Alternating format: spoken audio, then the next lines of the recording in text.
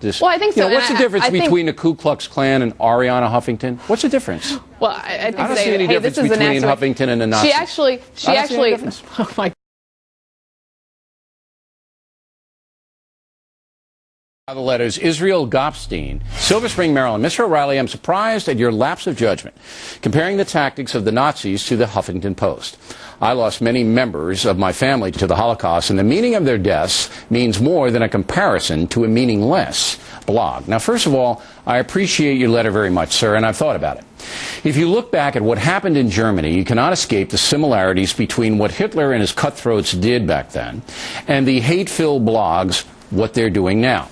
From the late 1920s to 1933, when Hitler became chancellor, the Nazis used vile propaganda to demonize Jews and others in the eyes of the German people. They used newspapers, radio, leaflets, and rallies to build up enormous hatred towards your family.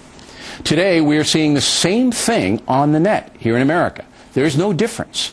When Arianna Huffington allows people to say that Nancy Reagan should suffer terribly and then die, that is completely unacceptable and no different than what Dr. Joseph Goebbels and others were putting out way back then.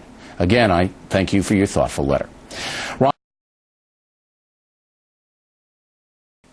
Today, we are seeing the same thing on the net here in America. There's no difference. That is completely unacceptable and no different than what Dr. Joseph Goebbels and others were putting out way back then.